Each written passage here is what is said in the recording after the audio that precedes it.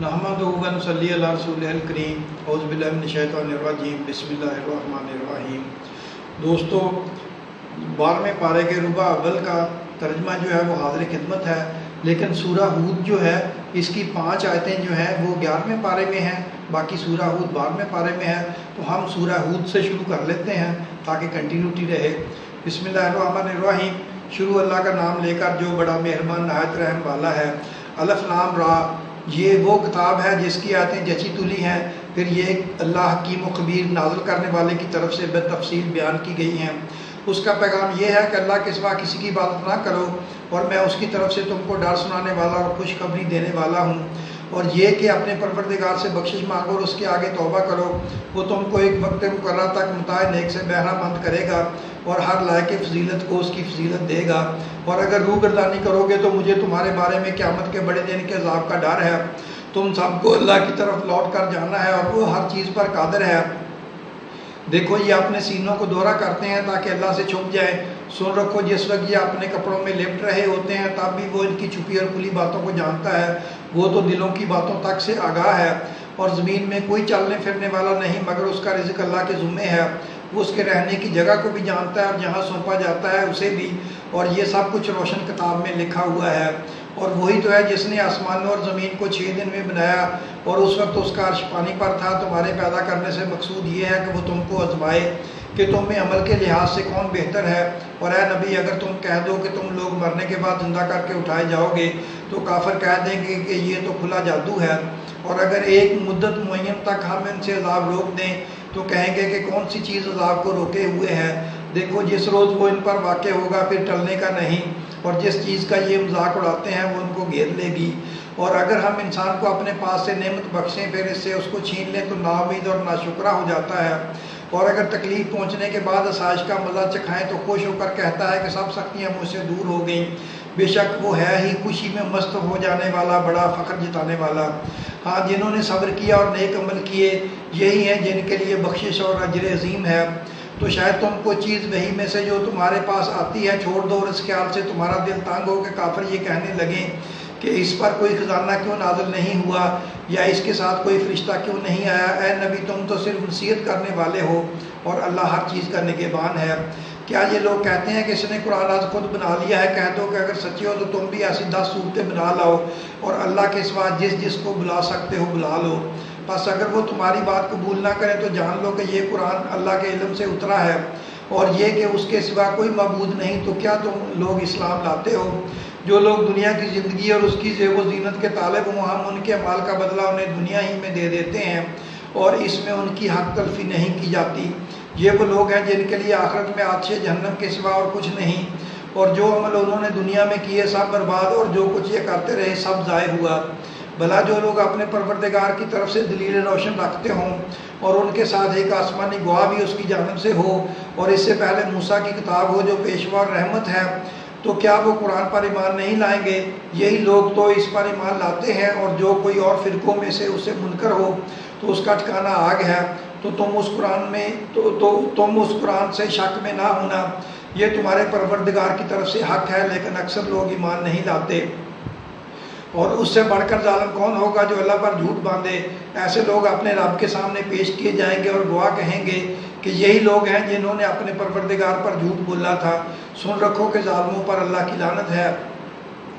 جو لوگ اللہ کے رستے سے روکتے اور اس میں کجی چاہتے ہیں اور وہ آخرت کا انکار بھی کرتے ہیں، یہ لوگ زمین میں کہیں چھپ کر اللہ کو ہرا نہیں سکتے، اور نہ اللہ کے سوا کوئی ان کا حمایتی ہے۔ اے پیغمبر، ان کو دگنا عذاب دیا جائے گا کیونکہ یہ شدت کفر سے تمہاری بات نہیں سن سکتے تھے اور نہ تم کو دیکھ سکتے تھے۔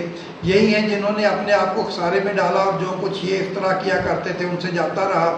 بلا شبہ یہ لوگ آخرت میں سب سے زیادہ نقصان پانے والے ہیں۔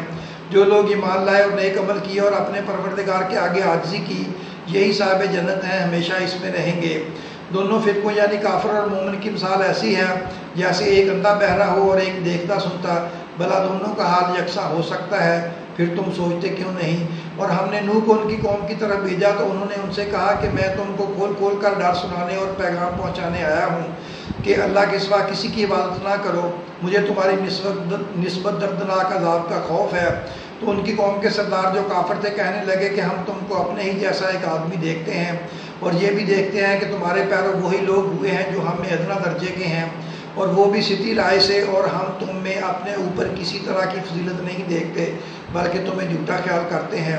فرمایا کہ اے قوم دیکھو تو اگر میں اپنے پروردگار کی طرف سے دلیل روشن رکھتا ہوں اور اس نے مجھے اپنے ہاں سے رحمت بخشی ہو جس کی حقیقت تم سے پوشیدہ ہو گئی ہے، تو کیا ہم اس کے لیے تمہیں مجبور کر سکتے ہیں جبکہ تم اس سے ناخوش ہو؟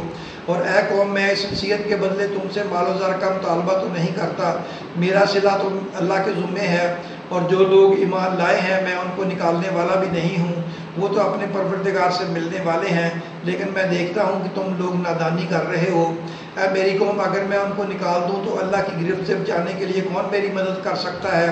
بھلا تم غور کیوں نہیں کرتے؟ اور میں نہ تم سے یہ کہتا ہوں کہ میرے پاس اللہ کے خزانے ہیں، اور نہ یہ کہ میں غیب جانتا ہوں، اور نہ یہ کہتا ہوں کہ میں فرشتہ ہوں، اور نہ ان لوگوں کی نسبت جن کو تم حقارت کی نظر سے دیکھتے ہو یہ کہتا ہوں کہ اللہ ان کو بھلائی یعنی مال کی جزا نہیں دے گا، جو ان کے دلوں میں ہے اللہ خوب جانتا ہے، اگر میں ایسا کہوں تو بے انصافوں میں ہو جاؤں۔ انہوں نے کہا کہ نوح تم نے ہم سے جھگڑا تو کیا اور جھگڑا بھی بہت کیا، اب اگر سچے ہو تو جس چیز سے ہمیں ڈراتے ہو وہ ہم پر لا نازل کرو۔ نوح نے کہا کہ اس عذاب کو تو اللہ ہی چاہے گا تو نازل کرے گا، اور تم اللہ کو کسی طرح ہرا نہیں سکتے، اور اگر میں یہ چاہوں کہ تمہاری خیر خواہی کروں اور اللہ یہ چاہے کہ تمہیں گمراہ رہنے دے تو میری خیر خواہی تم کو کچھ فائدہ نہیں دے سکتی، وہی تمہارا پروردگار ہے، تمہیں اسی کی طرف لوٹ کر جانا ہے۔ کیا یہ لوگ کہتے ہیں کہ اس پیغمبر نے قرآن اپنے دل سے بنا لیا ہے؟ کہہ دو کہ اگر میں نے دل سے بنا لیا ہے تو میرے گناہ کا وبال مجھ پر، اور جو گناہ تم کرتے ہو اس سے میں بری و ذمہ ہوں۔ اور نوح کی طرف وحی کی گئی کہ تمہاری قوم میں جو لوگ ایمان لا چکے ان کے سوا اور کوئی ایمان نہیں لائے گا، تو جو یہ کام یہ کر رہے ہیں ان کی وجہ سے غم نہ کھاؤ، اور ایک کشتی ہمارے حکم سے ہمارے سامنے بناؤ، اور جو لوگ ظالم ہیں ان کے بارے میں مجھ سے کچھ نہ کہنا کیونکہ وہ ضرور غرق کر دیے جاؤ گے۔